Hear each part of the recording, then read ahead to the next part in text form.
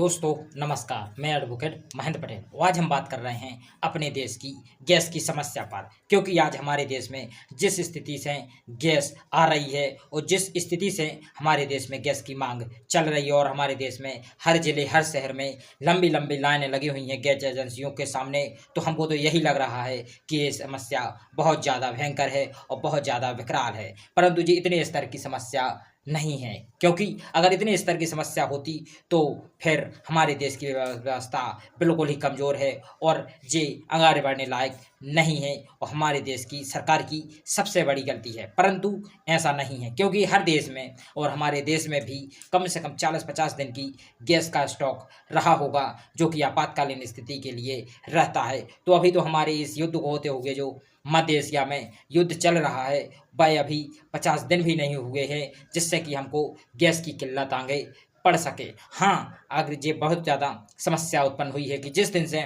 वहाँ पर युद्ध की शुरुआत हुई थी उसी दिन से हमारे देश में गैस की कीमतें बढ़ चुकी थी। घरेलू सिलेंडर पर 60 रुपये और व्यवसाय के लिए सिलेंडर उपयोग किए जाने पर 120 रुपये भाव बढ़ा था। इसी से पब्लिक डरते हुए रोड पर आ गई और गैस एजेंसियों के सामने लाइन लगाकर खड़ी हो गई कि हमको गैस चाहिए, क्योंकि पब्लिक को डर हो गया कि जब अगर एकाएक कितनी कीमतें बढ़ती हैं तो फिर ज़रूर गैस की समस्या है और हम शहर में रहते हैं, अगर हमको गैस नहीं मिलेगी तो हमारा चूल्हा कैसे जलेगा और हमारा भोजन कैसे पकेगा। ये सबसे बड़ी समस्या है और सरकार की सबसे बड़ी गलती है एकाएक गैस का प्राइस बढ़ाना, क्योंकि जब आपके पास 40-50 दिन का स्टॉक है तब आपको एकाएक प्राइस नहीं बढ़ाने चाहिए थे। जो भी आपने 40-50 रुपये और गैस सिलेंडर पर, घरेलू गैस सिलेंडर के उपयोग पर आपने बढ़ाए हैं, ये सबसे बड़ी सरकार की कमी है, जिससे कि जनता को भय हो गया कि हमको गैस नहीं मिलेगा। और दूसरी प्रक्रिया की जो 20 दिन में ऑर्डर कर सकते थे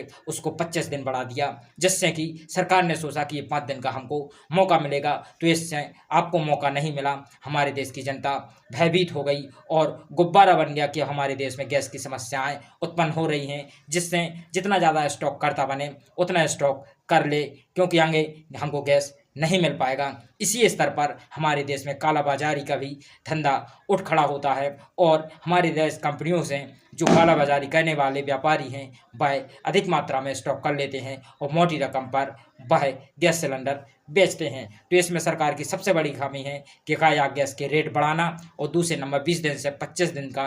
ऑर्डर के लिए कर देना, ये सबसे बड़ी सरकार की 2 खामियां हैं। परंतु तीसरी खामी अगर जो है तो वह है हमारे देश की सरकार है जो, और हमारे देश का जो विपक्ष है वह बढ़ चढ़कर हमारे सरकार की आलोचना करता है कि आपने ये गलती कर दी, ये गलती कर दी, जिससे कि अब गैस नहीं मिल पा रही है। तो सबसे बड़ी समस्या उत्पन्न इसके कारण हुई है। परंतु हम कहते हैं कि हमारे देश में गैस की अभी हाल वर्तमान में समस्याएं इतनी बेकार नहीं थी जितनी हमको देखने के लिए सड़कों पर मिल रही है, क्योंकि मध्य एशिया में अगर युद्ध चल भी रहा है तो 50 दिन तक हमको कोई चिंता की विषय नहीं था। परंतु जो सबसे बड़ी समस्या अगर उत्पन्न हुई है तो हम 80 से 90% मध्य एशिया